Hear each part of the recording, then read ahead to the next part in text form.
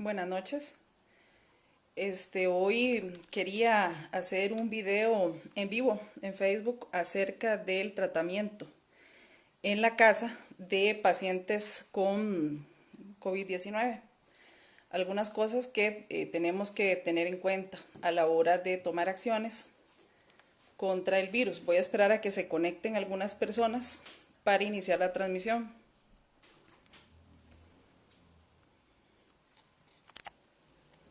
Es importante, ¿verdad? Establecer ciertas acciones en ese sentido. Y bueno, la idea es esa, ahorita en la noche tal vez tomar 20 minutos de su valioso tiempo para hacer esta, este video que me parece que contiene cosas muy interesantes acerca del virus y cómo tratarlo efectivamente en la casa, que es donde va a tener que hacerse un montón de acciones si no queremos llegar al hospital. Este, Vamos a ver.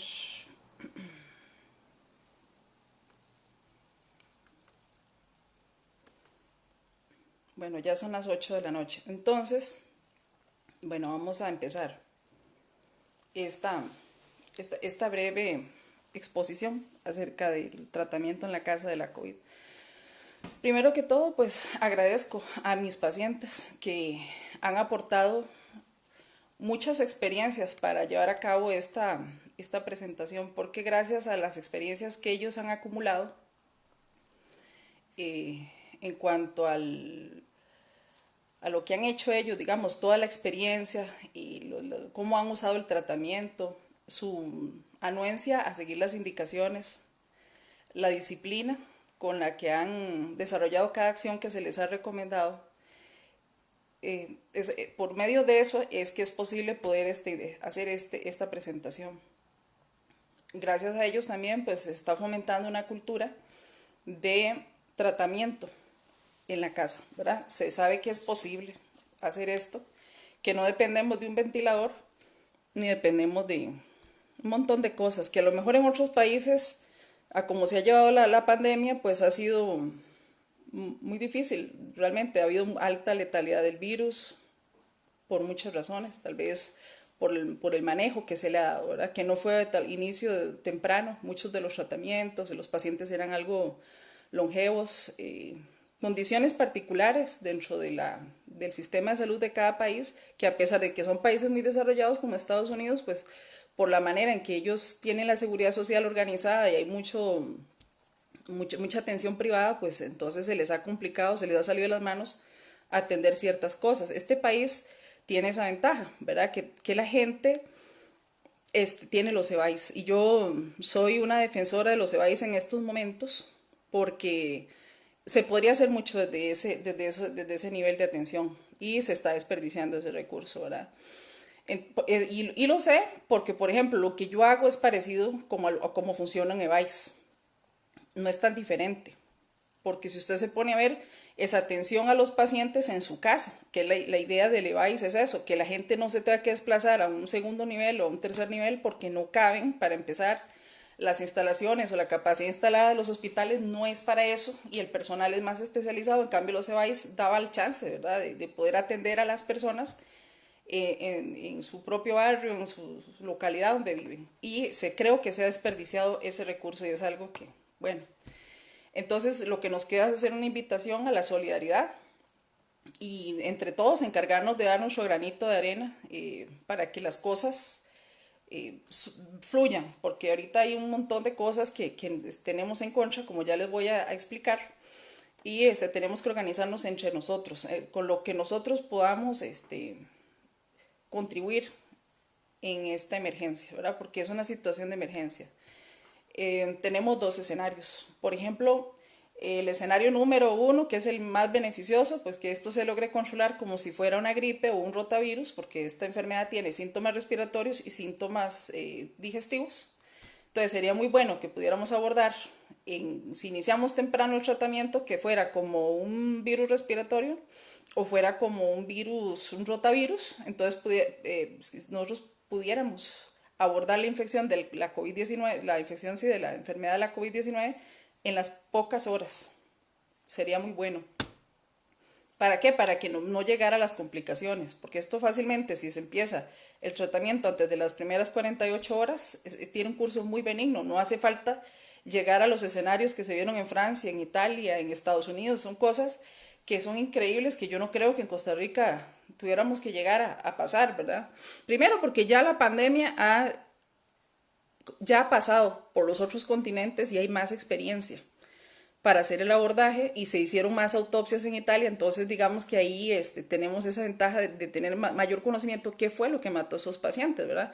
Que se sabe que fue la inflamación realmente, lo que produjo todas las otras cosas, por ejemplo la sobreinfección, la coagulación intravascular que mató o que dejó con secuelas a un montón de gente, entonces ya sabiendo esas cosas, tenemos que orientar el tratamiento a evitar que la gente se inflame, que esta es parte del objetivo de esta presentación también. Aclarar un poco acerca del papel del ibuprofeno en estos escenarios de tratamiento. Entonces, tenemos dos opciones, o tratarlo en la casa o llegar al hospital. Llegar al hospital con todas las consecuencias que eso tiene, ¿verdad? Porque no es solo llegar, es encontrar un cupo en el hospital, que haya tratamientos ahí que les sirvan y que nos lo dejen con la menor cantidad de secuelas posibles, como atrofias musculares o infecciones nosocomiales, que son las infecciones que ocurren dentro de los hospitales.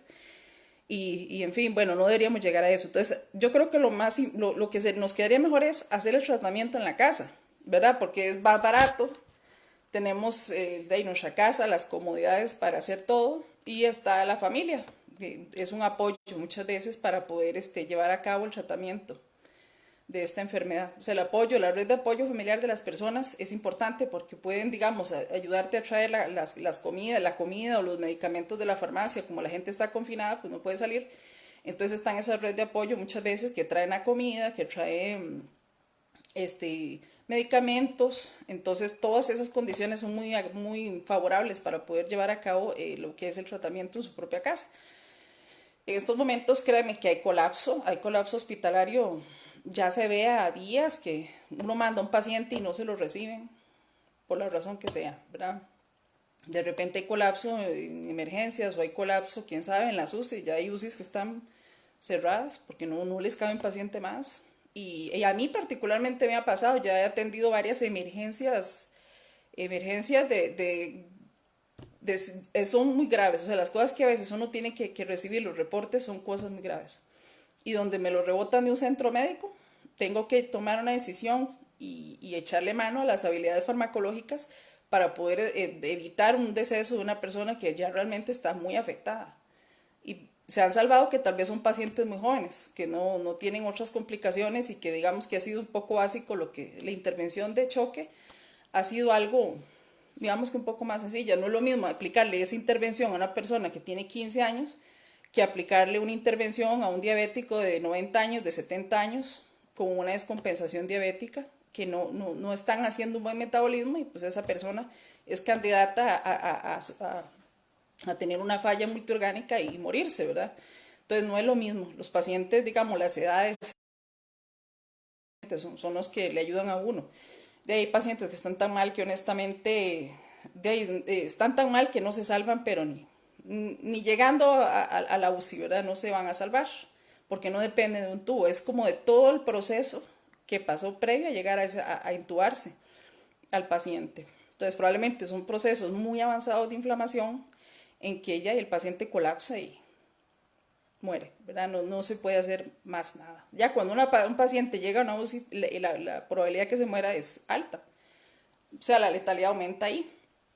Es mejor manejar todo en la casa. Créanme que por experiencia, ahorita tengo muchos pacientes y de feria ahora también se agregan sus familiares que están enfermos, ¿verdad? Empiezan a contagiarse sus familiares. Entonces, ya no es solo el paciente que yo estaba viendo, sino su familia. O sea, honestamente, me están ayudando hasta los mismos pacientes que ya pasaron por la infección, me están ayudando, ¿verdad? A poder atender a sus propios familiares, porque bueno, ya ellos pasaron por eso, hemos compartido muchas conversaciones y créeme, realmente va a tener que hacerse un manejo más familiar de la infección, porque ya no es un paciente por casa, probablemente son 2, 5, o sea, toda la gente que vive en ese apartamento, en ese lugar, hay veces lugares en que hay apartamentos y todo el mundo está ahorita con infección. Yo ahorita manejo un montón de gente que yo ya perdí completamente el control de la cantidad de personas que yo estoy viendo. Son muchos. Y con un teléfono se ha podido hacer. De momento, créeme que es un manejo bastante, no es fácil imaginar tantas cosas cuando los pacientes lo buscan a uno, porque tiene uno que emplear mucha imaginación para darle los tratamientos, las dosis, y imaginar si se están sobreinfectando, si se están inflamando, si están bien o mal de microbiota, que ese es otro gran tema, ¿verdad? De las disbiosis en estas infecciones, en estas virosis. Entonces, hay que tener mucha imaginación para coger un teléfono y darle una indicación precisa a un paciente. Ojalá un paciente que está complicado y que está peligrando su vida en ese momento. Entonces, es una invitación también a otros médicos. Este video tiene también esa idea de solidaridad e invitar a otros médicos que quieran hacer la misma función para que podamos entre todos ver los pacientes, ¿verdad? Porque ahorita se van a venir un montón de pacientes así de un solo y no hay médicos haciendo esto, ¿verdad? Yo al menos ahorita la única médica que yo conozco haciendo esto soy yo. Yo no conozco a ningún otro que esté haciendo toda la asistencia telefónica, todo es telefónico, ni siquiera por videollamada, yo no conozco a nadie, pero así está la cosa. Bueno, entonces vamos a ver con qué lidiamos para nosotros saber por qué tenemos que atender pacientes en su propia casa, contra qué estamos luchando. Bueno, de todos he sabido de que ha habido una mala administración, ¿verdad?, en la caja desde hace muchos años. Todos los políticos, desde que entraron a la caja, se encargaron de poner pegabanderas en los puestos y se les olvidó contratar médicos, ¿verdad? Contratar médicos y contratar personal de enfermería. Desgraciadamente en este país no es que haya muchos, no hay muchos médicos, no hay muchas enfermeras. Hay la cantidad que deberían haber, lo que pasa es que no los contratan. Y tal vez somos personas ávidas de querer entrar al sistema, pero no nos toman en cuenta. ¿Por qué? Porque, bueno, hay muchos obstáculos para entrar, ¿verdad? Usted ve que, por ejemplo, ponen un examen ahí que se llama el EIS, que no todo el mundo lo tiene, entonces el que no lo tiene no es elegible y no lo incorporan. Incluso ahorita en la emergencia, muchas personas hemos mandado currículum, no nos tomaron en cuenta, y son decisiones políticas que están afectando la atención de las personas, ¿verdad? Lo mismo que el crecimiento de la capacidad instalada de los hospitales. Se ha quedado casi que como la dejó Calderón guardia. De ahí casi que no se ha aumentado tanto, pero sí se ha trabajado. O sea, últimamente he visto que da más publicidad de eso, pero no al ritmo del crecimiento de la población. Ha habido mucha inmigración, legal o ilegal o como sea, y no se ha contemplado esto dentro de lo que es el crecimiento de la capacidad instalada, lo mismo que las especialidades médicas están secuestradas por un grupo de poderoso, de especialistas o de personas que no les interesa crear más especialistas, entonces no abren plazas, no hacen plazas para poder especializarse. Y esto nos está afectando ahora, porque ahora la población sigue creciendo, todos los días alguien entra al país, legal o ilegal, y seguimos con las mismas plazas de intensivista, las mismas plazas de cirugía, las mismas plazas de enfermería, y casi que no le dan bola a personas que se quieren especializar. Casi que ya hay que abrir especialidades privadas ahí en universidades privadas, porque el sistema, la UCR y el CENDEIS, no, tiene años de rezago, de que no forman casi especialistas. Entonces ahora vemos esto, ¿verdad? Que tal vez se pueden comprar camas de UCI, 2.000 camas, 3.000 ventiladores y demás, y no va a funcionar. Esto no está bien porque no hay personal que lo pueda manejar, más que son equipos y son manejos muy complejos, y no es que un médico general va a ir a hacer eso, ¿verdad? Eso es un trabajo muy especializado, entonces no es tan fácil como llegar y comprar 300 ventiladores y ponerlos ahí. En eso no consistía. Y entonces la preparación para esto en el tercer nivel de atención no hay capacidad. Dicen, se excusan en decir que en todo el mundo no ha habido capacidad. Sí, pero en todo el mundo no hay EVAIS. Entonces, aquí sí hay EVAIS.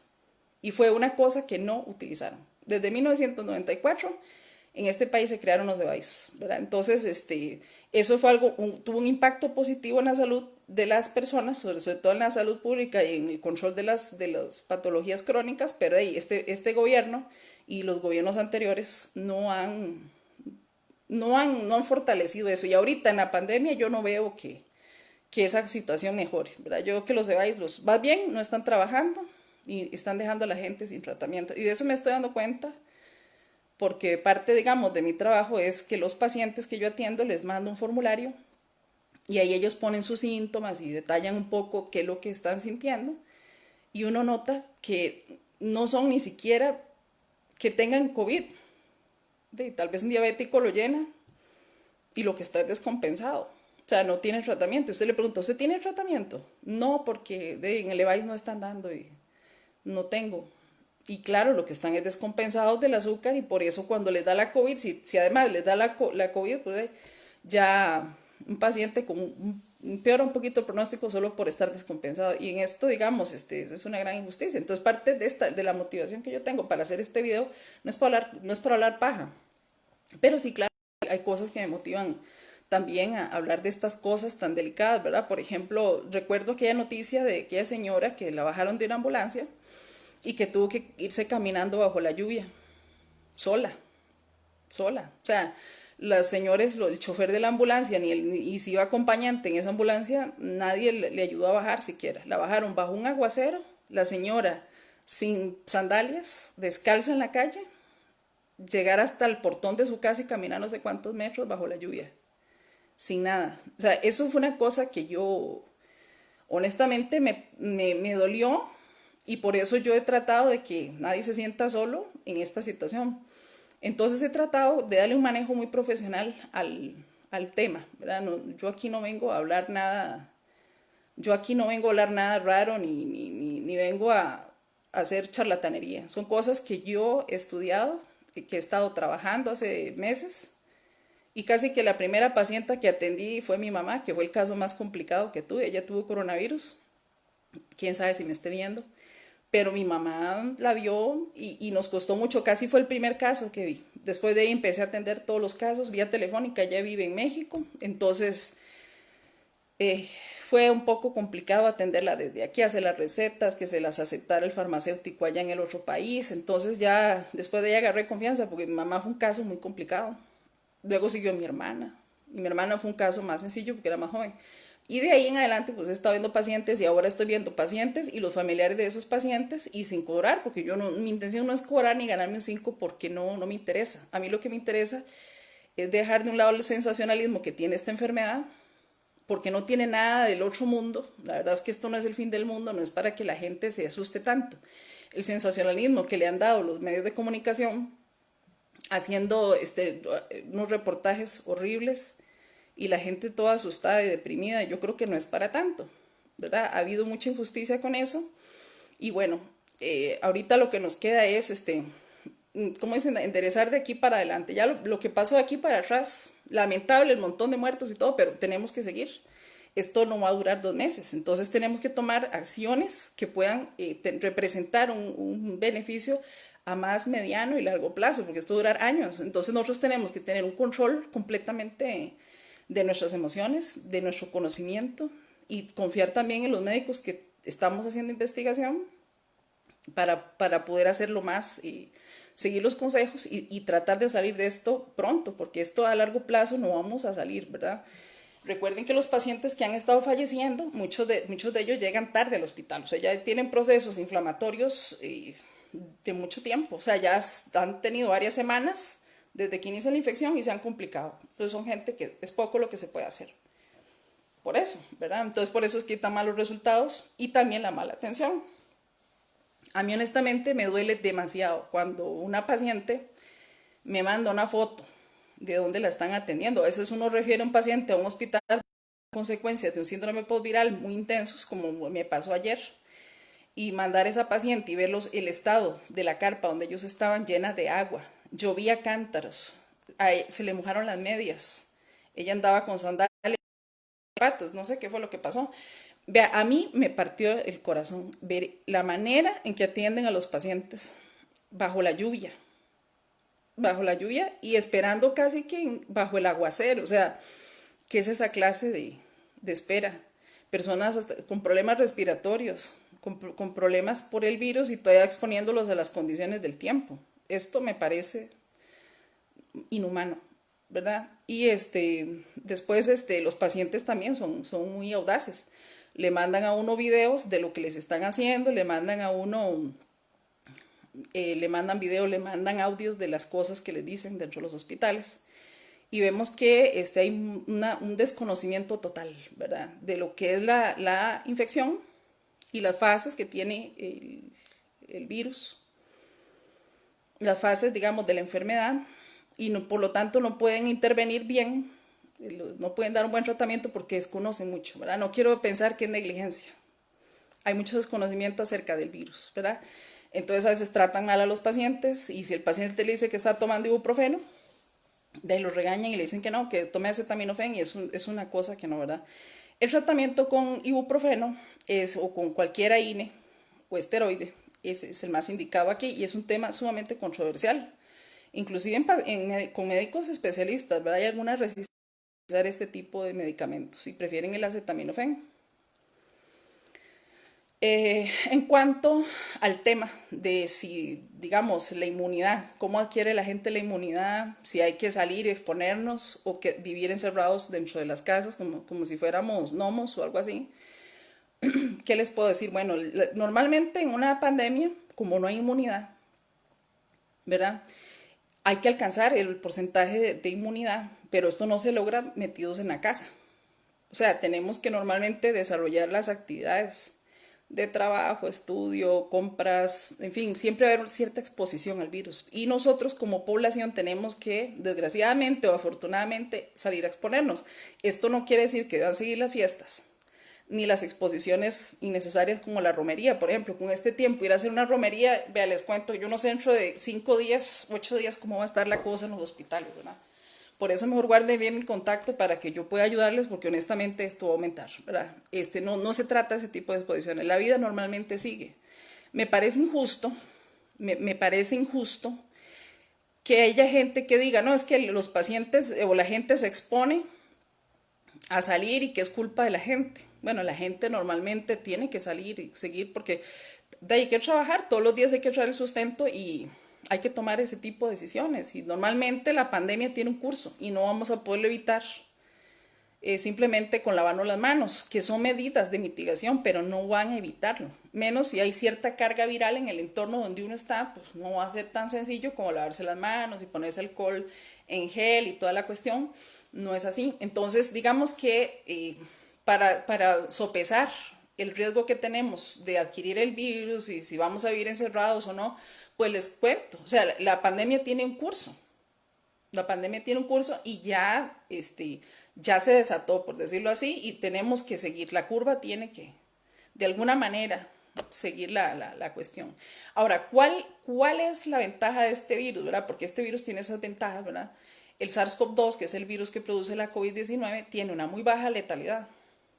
Tiene tratamiento, eso sí tiene, ¿verdad? Y no hay vacuna, entonces no tenemos inmunidad y no hay con qué, digamos, defendernos. Tenemos esas variables, entonces nosotros podemos jugar con todo eso para ver cómo salvarnos de una muerte por complicaciones de la COVID-19.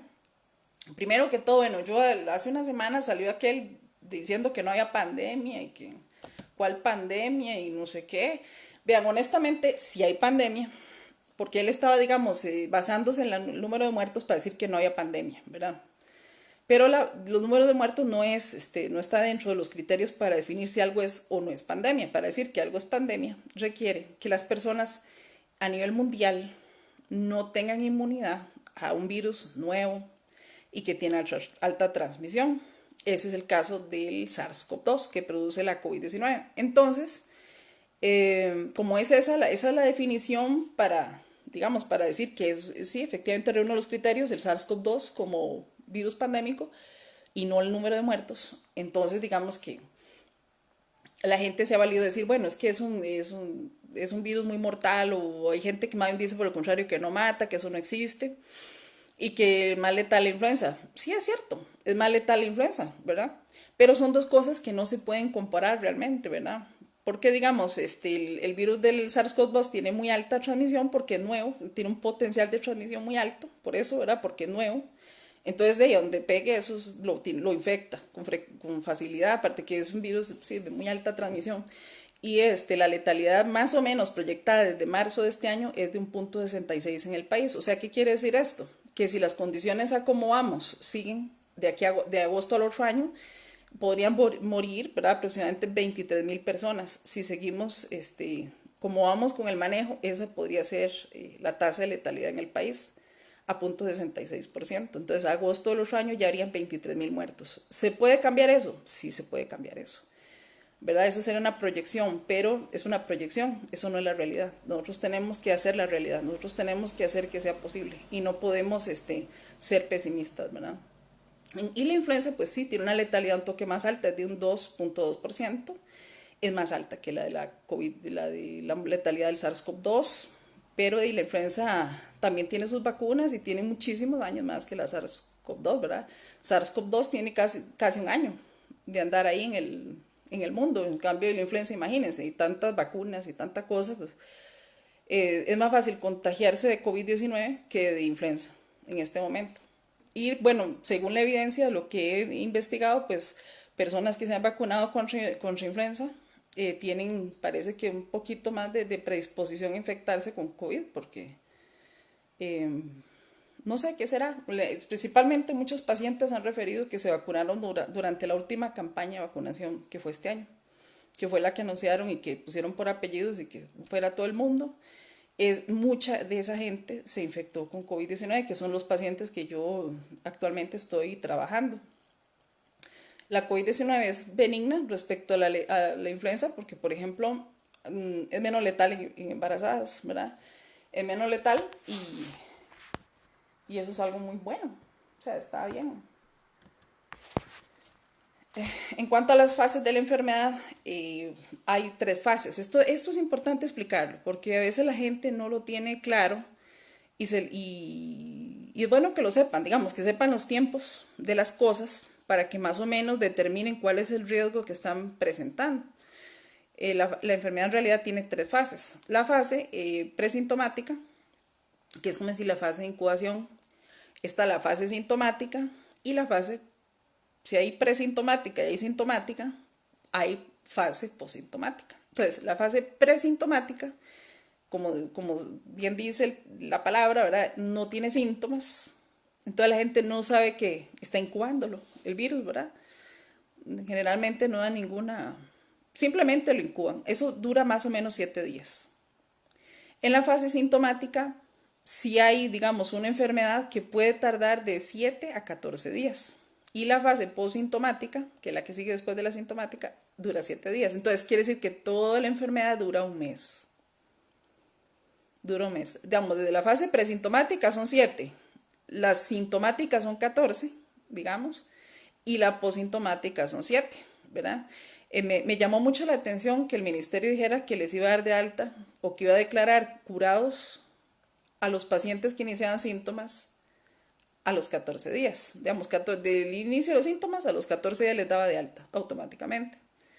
Me parece que el plazo que puso es insuficiente porque ya esos pacientes apenas están entrando en una fase post-sintomática, que es de 7 días, y pese a que no tienen síntomas, son pacientes que están infectando. O sea, son pacientes que están transmitiendo la infección y aún así los dan de alta y que regresen al trabajo como que si fuera nada más, me dio una influenza y vuelvo, ¿verdad? Eso es muy, me parece un poquito fuera de la realidad porque la gente no llega, no llega en buenas condiciones al trabajo, es más, ¿verdad? Esto no es como una influenza que ya me tomo un par de antifludes y sigo. No, esta infección, por más asintomático que usted pase durante la fase sintomática de 7 a 14 días, aunque sean síntomas leves, siempre en la fase posintomática vas a tener muchas molestias, entre ellas una fatiga intensa y una dificultad para respirar, ¿verdad? Entonces, incluso se requieren algunos ejercicios respiratorios para que vuelva usted, digamos, a compensar toda la situación. No es así nomás, como llegar al trabajo y seguir, no. Y de feria van como en una fase posintomática que van transmitiendo, entonces me parece que el tiempo que les dieron fue algo insuficiente. Algo importante que quería recalcar en esta charla de domingo por la noche es sobre el inicio temprano del tratamiento, ¿verdad? De la COVID-19. Hay pacientes que dicen, bueno, voy a esperar a que salga el reporte de la prueba porque no sé. Vean, hay pacientes que con solamente que tengan una pérdida aguda del olfato o del gusto, se puede decir, es un diagnóstico casi que clínico, de que sin exámenes ni nada, este paciente tiene COVID. Si usted tiene una pérdida abrupta del olfato y del gusto, pérdida de olfato se llama anosmia, pérdida del gusto se llama disgeusia. Estas dos cosas, digamos, son síntomas muy tempranos. Casi siempre cuando alguien las trae, como son tan tempranos, vea que están ocurriendo prácticamente en la entrada donde entra el virus ahí, estas dos funciones se pierden y están muy arriba. La inflamación de la vía respiratoria es de aquí hacia los pulmones. Esa es como la evolución. Entonces una persona al inicio pierde esas dos cosas, no huele y no siente sabores. Eso quiere decir que el virus al replicarse genera cambios en las mucosas, ¿verdad? De todo el epitelio, de todas las vías respiratorias y altera, digamos, la función de las neuronas olfativas y las gustativas, ¿verdad? Es una alteración provisional de esas neuronas, de su función, y produce esa sintomatología. Y como ocurre tan temprano, porque acuérdense que todo empieza por aquí, va bajando, casi siempre el paciente que me dice, perdí el olfato, de una vez yo le pongo el diagnóstico e iniciamos el manejo. Como es una cuestión tan temprana, permite abordar los casos más temprano. Entonces los tratamientos son más exitosos porque es un síntoma muy temprano. Entonces por eso es que uno los aborda casi que antes de las 48 horas, el montón de pacientes.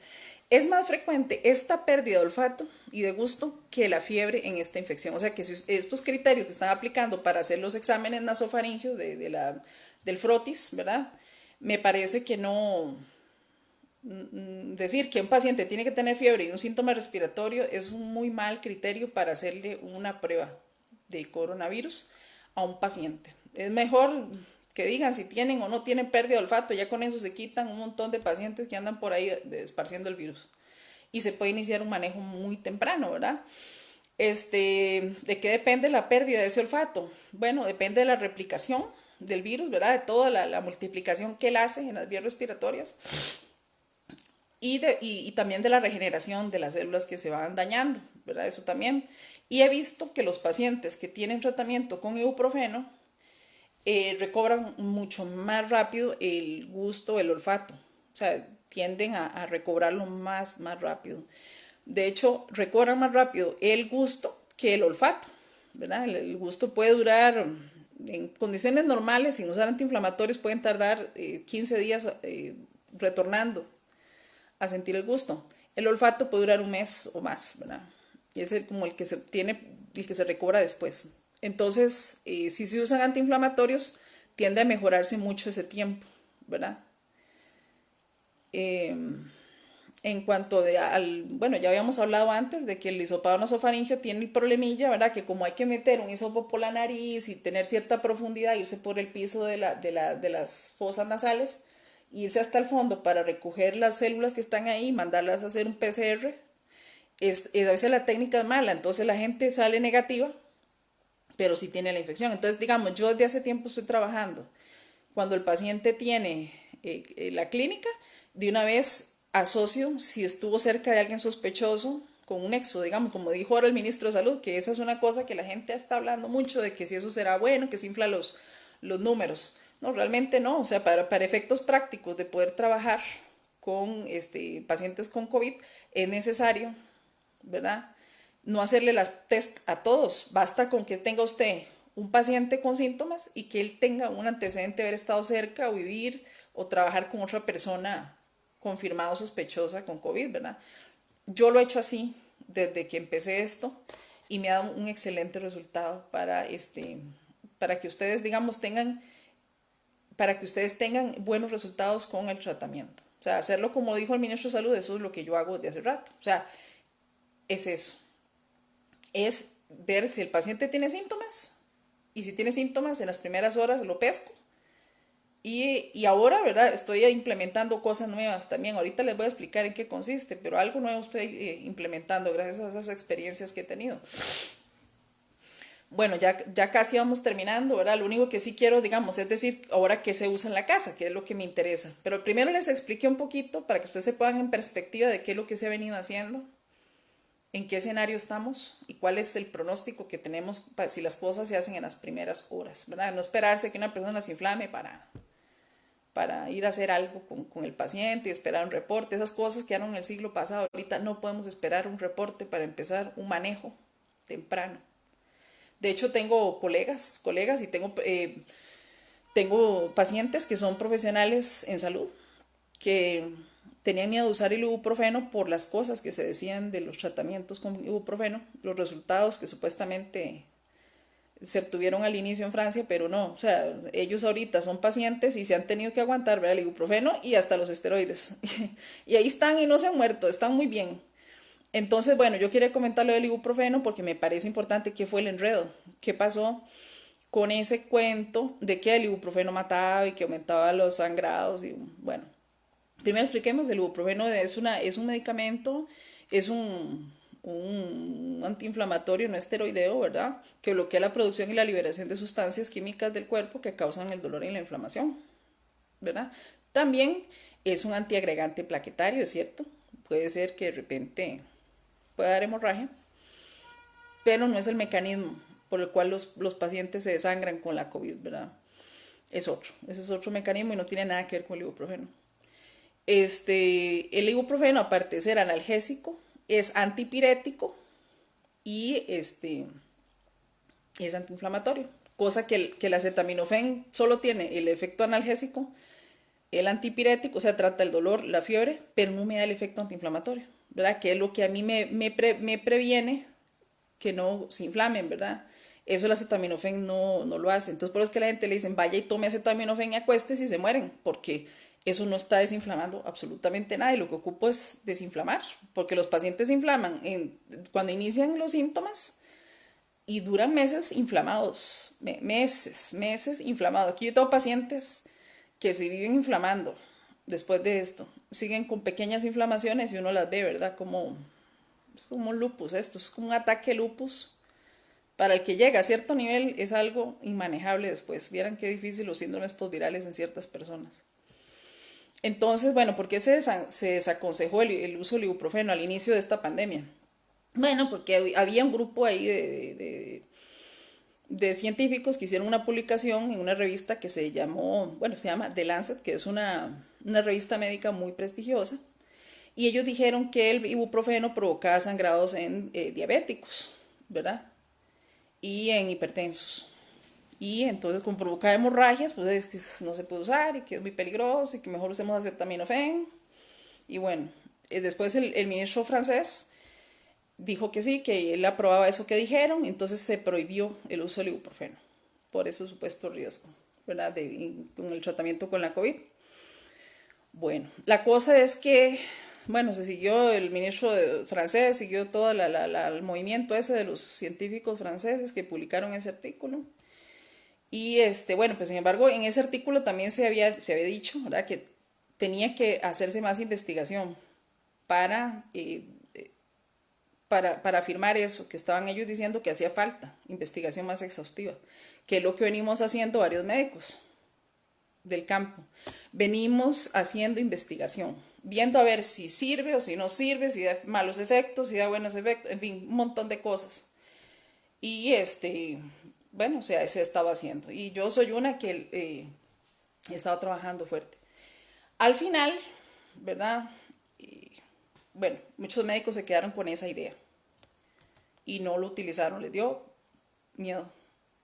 Siguieron así y ya hasta el momento la gente sigue diciendo, cuando llega al hospital, los médicos, no use ibuprofeno porque eso da sangrado. Pero ¿por qué sangraban los pacientes? ¿Por qué se iban en sangre? ¿Por qué tenían hemorragias? Bueno, porque los pacientes se inflamaban tanto, los pacientes que tenían la COVID-19 se inflamaban, llegaban a tal nivel de inflamación que después seguía una coagulación intravascular que agotaba todos sus factores de coagulación y empezaban a sangrar. O sea, era hemorragias. Y al final morían con trombos y se revisaban las autopsias y se aparecían trombos en los pulmones, en los riñones, en el cerebro, en el corazón y en fin, pero se vio que el mecanismo principal era la inflamación. Esto se dieron cuenta los italianos en las autopsias que ellos hicieron. Entonces eso fue realmente la causa de los sangrados, no fue el ibuprofeno, fueron esas otras cosas, ¿verdad? Y cuesta mucho, a veces el médico es muy cuadrado y le dicen una vez y no investiga, no sé qué está pasando, pero hay mucho desconocimiento y no se está, digamos, revisando constantemente los avances que hay. Yo soy una que yo hago investigación con mis pacientes y yo paso subiendo en mi perfil de Facebook. Es una manera informal de hacerlo, pero al menos entre todos vamos construyendo una cultura de cuidado entre todos. Vamos haciendo apuntes y vamos compartiendo todas las observaciones que se van haciendo, ¿verdad? Entonces, ¿qué podemos hacer desde ya? Al tranquilizarnos y tomar el control de esta situación. Esta infección es completamente tratable y más fácil de lo que ustedes se imaginan. Por la experiencia que he ido acumulando, se da cuenta uno que esta infección tratada antes de las 48 horas es casi, inclusive más fácil que una influenza, que un rotavirus. Es la misma, inclusive los mismos medicamentos se pueden usar. O sea, lo que usted usa para el rotavirus puede usarlo para eso. Si hay diarrea, si usted tiene síntomas respiratorios, antigripales, si está expectorando, o sea, es facilísimo. Y siempre, claro, iniciando las primeras horas, ya si usted tiene 15 días, 8 días de estar con falta de aire, pues ay, no, ya se manejo no es igual jamás, es como un lupus, ¿verdad? Vaya de luz y mejor, porque ahí sí ya es diferente. Y bueno, de parte, digamos, del tratamiento está en varias cosas, por ejemplo, la hidratación, la alimentación, ya hemos hablado que la hidratación es un pilar del tratamiento de la COVID-19. Una persona que no esté bien hidratada va a costar mucho tratarla, ¿verdad? Por los intercambios ácido-base que hace, el pH de la sangre. No es fácil aplicar un tratamiento si una persona está cargada de azúcar, hay un desequilibrio de sodio, de un montón de minerales. Todas esas cosas tienen que estar muy compensadas y se hace como con base en hidratación con suero oral, ¿verdad? Este suero oral, por cierto, que me he estado tomando, este suero, el seguro es lo máximo, vea o van y compran, esto es increíble, con eso se maneja muy bien y evitar cualquier cosa ahí, digamos, alimentos procesados, refrescos de cola, gaseosas, el fumado, nada que ver, eso no se tiene que hacer. Abusar del alcohol tampoco, en esta cuestión no. A veces la gente me pregunta, ¿puedo tomar licor? No. Cerveza, no. O sea, usted no puede tomar nada de eso, porque el alcohol interfiere con las vías que yo voy a trabajar durante el tratamiento. Yo sé que es muy rico, pero reservémoslo para después. Ahorita no, porque esto es un momento en que sí es base, es una base mantener el pH de la sangre lo más normalizado posible, los minerales lo más equilibrados posibles y todo eso, ¿verdad? Entonces eso sí es importante que lo cuidemos. En cuanto al medicamento, pues el suero oral es necesarísimo, ¿verdad? Ojalá abundante. Los AINES, ¿verdad? Como el ibuprofeno, como el diclofenaco, como el indometacina, el naproxeno. Y en muchos casos me ha tocado, bueno, emplear esteroides orales como la prednisolona. Y sobre todo en pacientes que se van ahogando terriblemente, que tal vez no los aceptaron en el hospital, nada más les tomaron la muestra y para atrás, ¿verdad? Entonces me ha tocado ponerle a varios esteroides en altas dosis con los riesgos que eso tiene, pero ha tenido excelentes resultados.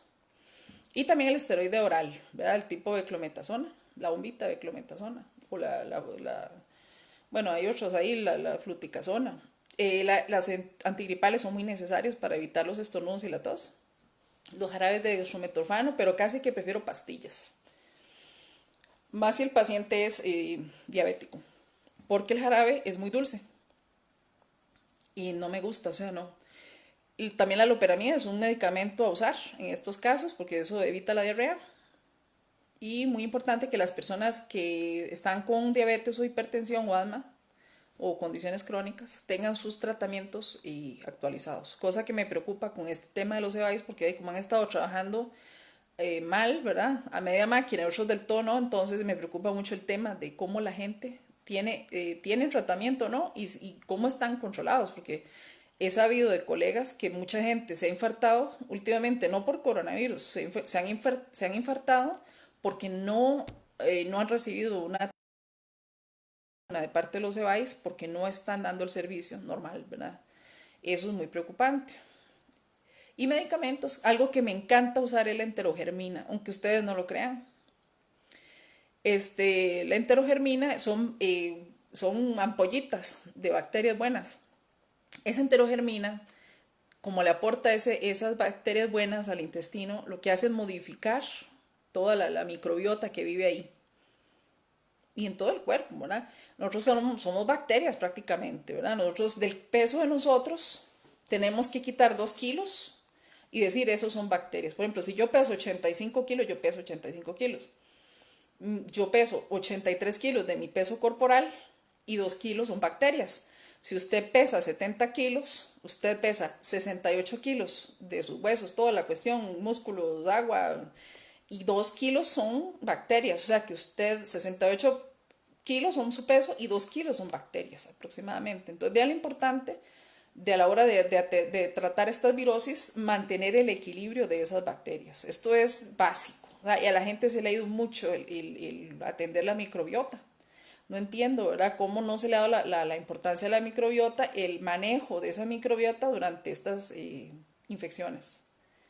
Cuando realmente el 90% de nuestro metabolismo depende de las bacterias. Nosotros sin bacterias no podríamos vivir. Por eso es que yo honestamente no estoy muy de acuerdo en estar suprimiendo ciertas virus y bacterias con cosas, ciertas vacunas innecesarias que no, como la influenza, y hay cosas que yo no estoy muy de acuerdo porque esto altera nuestro ecosistema interno de bacterias, entonces no podemos defendernos bien ante ciertas infecciones si ese microbioma se ve afectado.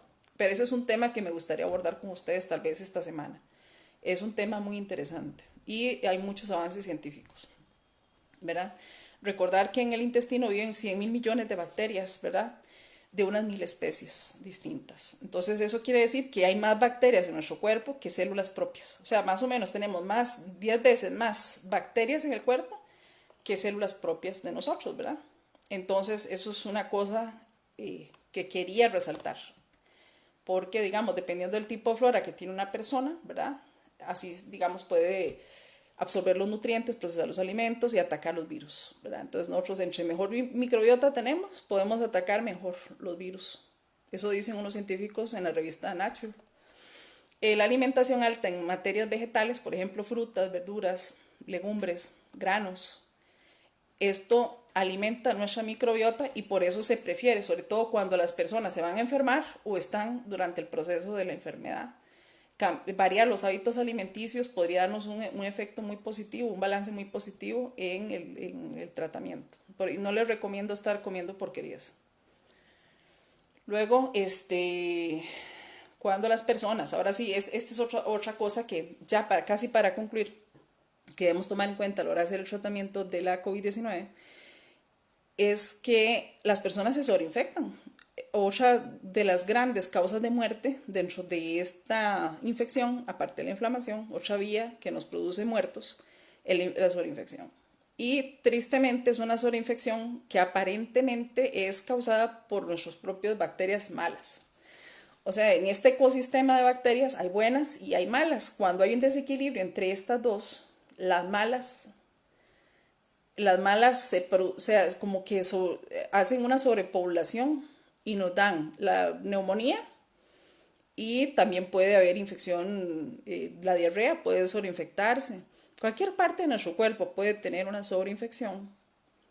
Entonces esto hay que tratarlo, pero estas virosis, digamos, producen esa disbiosis, ese desequilibrio, y realmente no son patógenos o bacterias que nosotros recibimos del exterior, del medio exterior, sino que son nuestros propios bacterias produciendo problemas. Por eso es que es importante equilibrar con enterogermina, ¿verdad? Para que la persona tenga una regulación positiva de esas bacterias. Por eso es que yo siempre casi a todo le pongo enterogermina, para poder tener un balance muy positivo de eso y un control de esas sobreinfecciones y evitar al máximo antibióticos. Se puede hacer, habría que hacer más estudios, a ver si la enterogermina reduce un poco las infecciones, ¿verdad? Por bacterias, infecciones añadidas al proceso viral, porque casi siempre cuando uno tiene un virus de algo, si usted tiene defensas bajas, sigue una infección por bacterias. Eso es lo que lo termina matando, dándole un shock séptico y un montón de complicaciones, ¿verdad? Realmente las personas que se sobreinfectan con bacterias externas son las que ya están internadas, que tienen tal vez un tubo endotraqueal, una sonda Foley o alguna sonda para alimentación. De ahí todas son vías, un catéter central, un catéter periférico. Todas son vías que pueden introducir patógenos muy agresivos dentro del organismo, pero ellos son pacientes que están internados. Los pacientes como nosotros que estamos en nuestra casa, casi siempre son nuestras propias bacterias boicoteándonos. Entonces tenemos que ponerles un límite con ergotamina, bastante hidratación, alimentación rica en vegetales y controlando la inflamación. Es lo que podemos hacer ahí. La hidratación con el suero, bueno, ya les dije que eso le provee a la persona electrolitos. El suero, digamos, el suero usted lo ve y usted ve el contenido y tiene cloruro de sodio, cloruro de potasio, tiene citrato de sosa, vean ustedes el montón de cosas. Esto diluido en agua nos aporta un montón de solutos ahí que nos ayuda a mantener la hidratación. Si nosotros tomamos el agua sola no es lo mismo que tomar esto, ¿verdad? Por eso les digo que esto tienen que tenerlo ahí y tienen que tener bastantes, por lo menos por paciente unos 20 o 30 sobres para empezar, porque cómo toman suero y les hace buenísimo, eso baja mucho la inflamación y también los síntomas horribles que dan. Ese suero es una salvada. Después, evitar los jugos procesados, ya hablamos, y el alcohol cero, ¿verdad? En cuanto a los AINES, bueno, ya hablamos, ¿verdad? En niños se puede usar cataflán o jarabe de ibuprofeno, por ejemplo, cataflán, la dosis en niños sería, bueno, si vamos a usar gotas, sería una gota por kilo de peso, ¿verdad? 2 veces al día. Y el ibuprofeno serían 10 miligramos por kilo, cada dosis, ¿verdad? Y el ibuprofeno se hace cada 8 horas. Y el cataflán de cada 12 o cada 8 horas en niños, ¿verdad? Porque se me pregunta, mira, ¿qué le doy a mi hijo? Ahora, si el hijo es alérgico a estos medicamentos, pues la otra opción es el esteroide, ¿verdad? Pero vieras que no he visto niños complicados. O sea, nada más necesita un jarabe de cataflán prácticamente. No se han complicado. Los que he visto, no, ninguno. Luego los esteroides, lo que todo mundo le tiene horror, que mis colegas le tienen pánico y no quieren usar, pero después lo usan y están muy felices, es la prednisolona. La prednisolona la estamos usando a 25 miligramos al día por 8 días y luego solo 5 miligramos por día por 5 días más. O sea que el total de tratamiento son 13 días, en los cuales los primeros 8 días solo son 25 miligramos diarios y los siguientes 5 días son 5 miligramos diarios, ¿verdad? Básicamente con eso. O sea, si una persona empieza con síntomas, porque digamos empieza con fatiga, con cansancio, ¿verdad? Con dolor de cabeza. Entonces la gente dice, no, ya siento los síntomas, ya sé lo que es una fatiga muy intensa, un dolor de cabeza. Así generalmente empieza esta cuestión. Y luego pues da congestión nasal, dolor de glándulas y va bajando el asunto. Las personas cuando sienten eso, idealmente deberían de empezar el ibuprofeno cada 8 horas, ¿verdad? Ibuprofeno cada 8 horas por 8 días. Y si es alérgico a eso, sería la prednisolona, 25 miligramos por día por 8 días. Eso sería. Embarazadas, esto, prednisolona, 25 miligramos por día por 8 días. Todas las embarazadas con esto, con ibuprofeno no. Pero de todas maneras me pueden poner un mensaje para decirles qué hacer, ¿verdad? Ahí está mi teléfono, entonces yo ahorita ahí les digo al final cuál es mi número por si necesitan algún tipo de orientación. La gente que es asmática, beclometasona inhalada o budesonide o fluticasona, son los inhaladores que se usan, digamos. Inhaladores nasales, por si están congestionados de aquí o congestionados ya de aquí abajo, entonces se usan los dos tipos de inhaladores, nasales o orales, para reducir la inflamación, tanto superior como un poquito más abajo. Entonces ahí están los 3 tipos de la beclometasona, la budesonide o la fluticasona, para eso, ¿verdad? Bueno, ya salimos de lo que es el tratamiento de la fase sintomática, que es súper fácil, ¿verdad? Luego está la fase posintomática, que es cuando ya el paciente, digamos, ya sustancialmente ha reducido toda la inflamación, ha salido, como decir, victorioso, ya terminó la diarrea y todo lo que le puede haber dado, porque les da todo, les da diarrea, a algunos les da fiebre, otros no a todos y casi a ninguno pierdan el olfato. Ya pasó toda esa tormenta de síntomas y ya quedan muy fatigados y con dificultad para respirar, casi nada, ¿verdad? Entonces quedan con una fase posintomática, pero el paciente no está curado, todavía le falta un poco, por lo menos 7 días más, y sigue infeccioso. usando el cubrebocas y llevando el alcoholcito en gel y manteniendo la distancia porque ahí está infectando, ¿verdad? Probablemente ahí ya hay daños agudos en el pulmón, entonces van a experimentar un poco de falta de aire. También hay dolor de cabeza intenso. Los dolores de cabeza en esto dicen que son bárbaros. Yo no lo he tenido porque yo no he sufrido eso, ¿verdad? Yo solo los ayudo. Pero dicen que son muy intensos y vieran, o sea, y más en los síndromes posvirales, que difícil. Luego está, bueno, la fatiga, el dolor torácico. Eso es una cosa que tenemos que estudiar más, pero eso no tenemos acceso a muchas cosas para revisar la causa de esos dolores torácicos, todavía está en investigación. Entonces, bueno, que quede claro que la fase posintomática es una reducción bastante importante de la sintomatología. No es absoluta, siguen los síntomas, pero es menos. Y no están curados, siguen infectados, a estar distanciados de la gente y tener mucho cuidado con las medidas de higiene. Aquí, digamos, se puede hacer revisiones con TAC, pero es muy difícil en este sistema, como está colapsado y va a estar colapsado de aquí a agosto del otro año, pues no, por favor no lleguen a ese nivel. Y ya aquí, digamos, cuando están en la fase posintomática, después de esta fase, que ya el mes de haber iniciado los síntomas, pueden hacerse una serología por SARS-CoV-2, ¿verdad? Que es un examen de sangre, entonces se revisa cómo están las IgM y cómo están las IgG. Ya, si la IgM sale negativa y la IgG está positiva para SARS-CoV-2, quiere decir que ya usted está inmune y que por lo menos va a tener unos meses, por ejemplo, qué sé yo, 12 meses, un año, ¿verdad? A unos año y medio, 2 años de inmunidad. Entonces ahí va a tener su premio, su trofeo. Yo a la gente le digo, no, no, ahorita están pasándola mal, pero ahorita obtienen sus IgG y van a estar felices, porque ya van a poder salir a la playa muertos de risa y ver los atardeceres de nuevo. Bueno, básicamente eso fue lo que les venía a explicar hoy. Voy a leer algunas preguntas para ver, ¿verdad? A ver si algo no expliqué. Fue pucha, un montón de preguntas. No, les agradezco mucho la atención. Mi número de teléfono es el 89269800, por si tienen alguna pregunta. Vean, yo usualmente lo que hago con ustedes, digamos, si alguno me refiere que está con síntomas de coronavirus, lo que hago es mandarles un formulario. Con ese formulario yo analizo los síntomas, les digo si es probable o no que estén infectados y de una vez iniciamos un manejo. No es que yo me quedo con esa información ahí y no les digo nada. Usualmente ustedes mandan el formulario, yo reviso inmediatamente, apenas llego a la computadora, me fijo en todo y les digo qué hacer.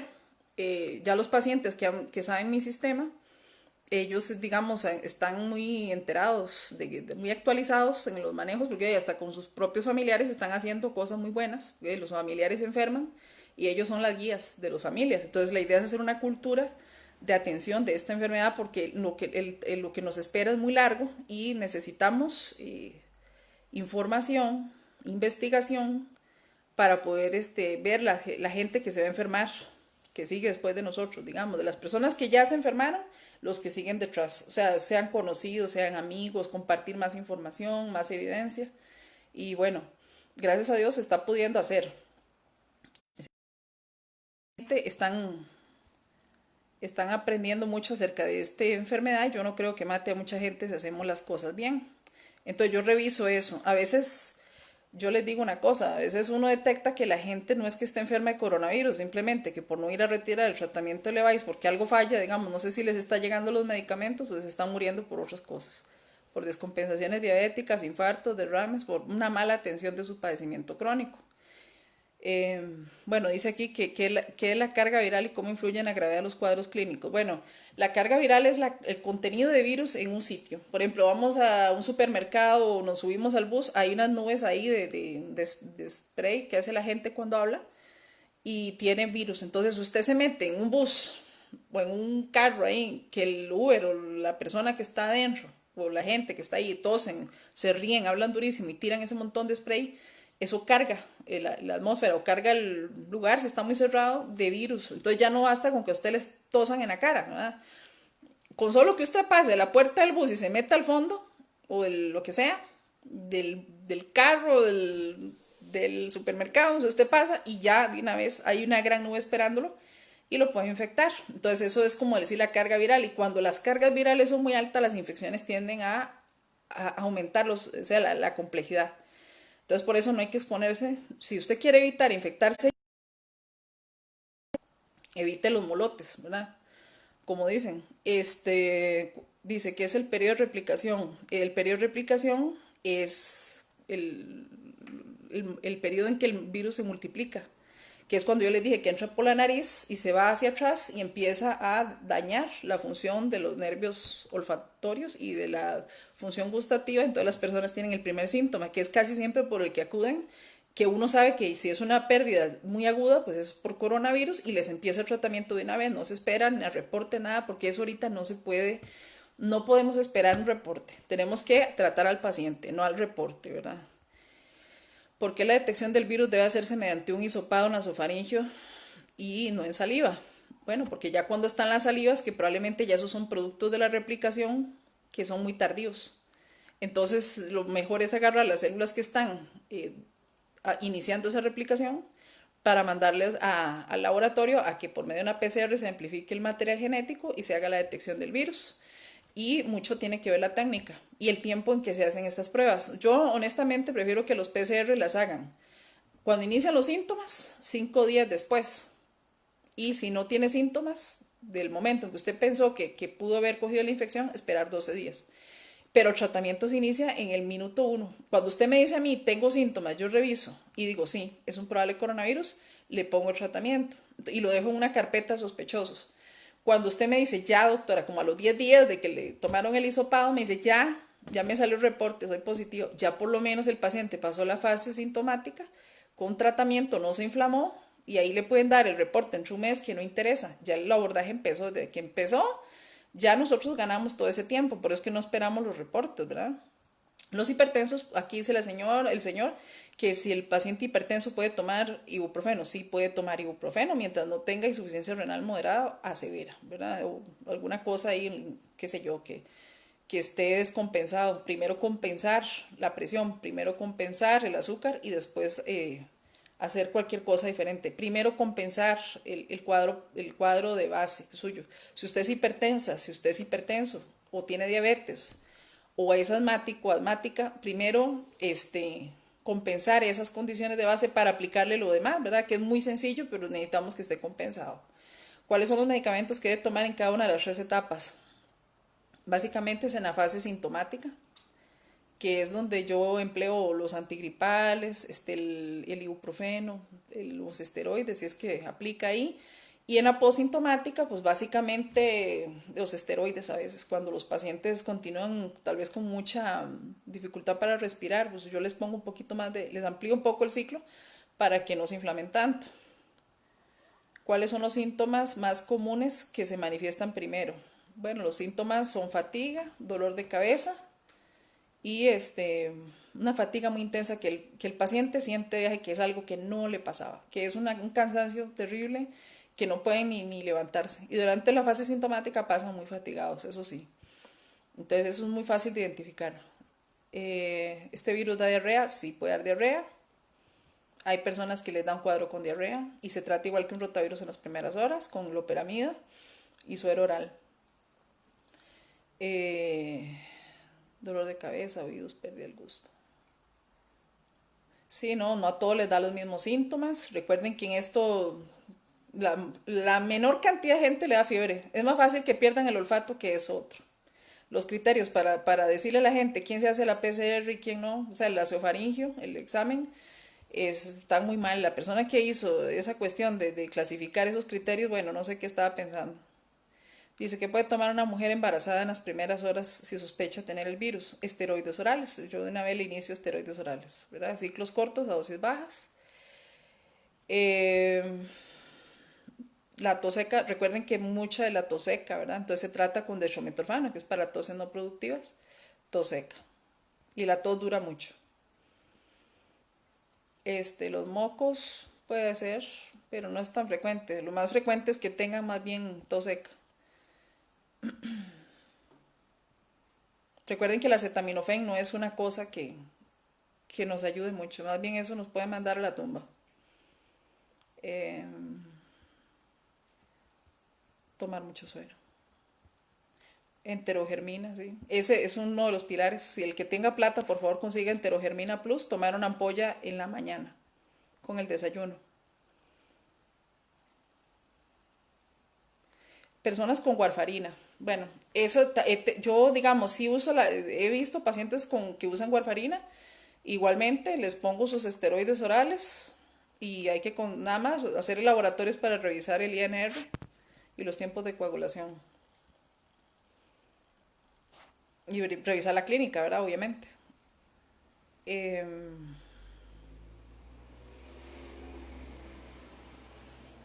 no sé, alguna otra preguntita. Yo creo que ya todo lo que está aquí, estas preguntas, las embarazadas, ¿verdad?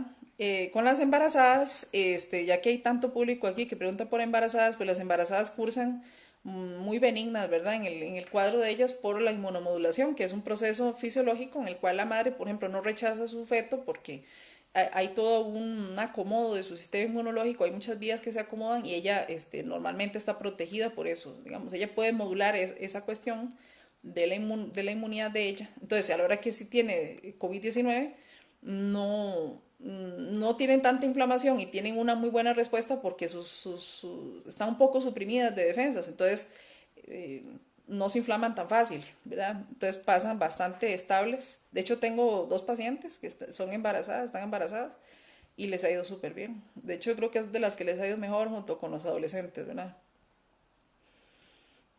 Una cosa final ya para decirles que me pareció interesante. Ahorita yo reviso las otras preguntas ya para cerrar, porque no quiero que se haga todavía más largo el video, eran 20 minutos, no de lo que llevamos. Pues mejor, ¿verdad? Así queda mejor explicado. Personas que estén cuidando pacientes en su casa con COVID-19, aparte de lo que ya sabemos, como el distanciamiento físico, que cada quien use sus utensilios aparte, eh, que se laven las manos, les recomiendo mucho, pacientes que pueden tomar ibuprofeno, si usted está cuidando a algún familiar, iniciar ibuprofeno cada 8 horas. Inmediatamente que su familia llega a la casa y usted sabe que esa persona está sospechosa o confirmada, iniciar ese tratamiento. He estado viendo que pacientes que utilizan el ibuprofeno tempranamente no hacen muchos de los síntomas. Aparece nada más tal vez con pérdida del olfato y cosas muy leves. O sea, realmente vieran y dolor de glándulas, pero vieran que ni siquiera hacen muchas veces la tos ni la dificultad respiratoria. Es muy curioso que los síntomas están reduciéndose. O sea, en estas personas que están usando ibuprofeno antes de que empiecen los síntomas, bueno, yo siento que eso, y han salido positivos, porque eso es una cosa que también es digno de darles a conocer. O sea, son personas que no es que se presuma, no, es que son confirmadas y tienen síntomas más leves de la infección, ¿verdad? Bueno, yo creo que ya voy a concluir. Les agradezco muchísimo la atención. Les agradezco porque, bueno, espero que estos conocimientos que hemos adquirido a lo largo de los meses, y faltan más, cada vez que yo encuentre alguna cosa diferente, se las voy a dar a conocer para que ustedes, digamos, lo puedan aplicar, porque los hospitales están colapsando y pueden ir consiguiendo cosas por su cuenta en sus casas, cosas que tienen ustedes muy al alcance. Bueno, y ya la última pregunta que me pareció importante, que si una mamá puede dar de mamar, sí, claro. De hecho, se prefiere la lactancia materna, porque acuérdense que la lactancia materna pasa anticuerpos al bebé, entonces eso les da un efecto protector a los bebés, entonces se prefiere la leche materna, igual que los partos vía vaginal, ¿verdad? La única condición es que si la madre sabe que está enferma o hay un familiar enfermo en la casa o sospechoso, sí tiene que notificar a la gente que la recibe en el hospital de que ella tiene algún familiar. Y no es que se le va a negar la atención, simplemente se va a activar los protocolos y se va a hacer un abordaje más cuidadoso, porque el virus no se pasa durante el parto, si se tiene cuidado, ni antes, ¿verdad? En el líquido amniótico no ha aparecido el virus, en la leche materna tampoco. Entonces son simplemente todas normas de cuidado que hay que tener. Entonces en las embarazadas se prefiere el parto vaginal y la lactancia materna, ¿verdad? Bueno, muchísimas gracias. Y cualquier cosa, mi teléfono es el 8926-9800 para consultas o si tienen algún problema con un paciente en la casa, para yo brindarles una atención. Les agradezco mucho la atención. Que pasen buenas noches.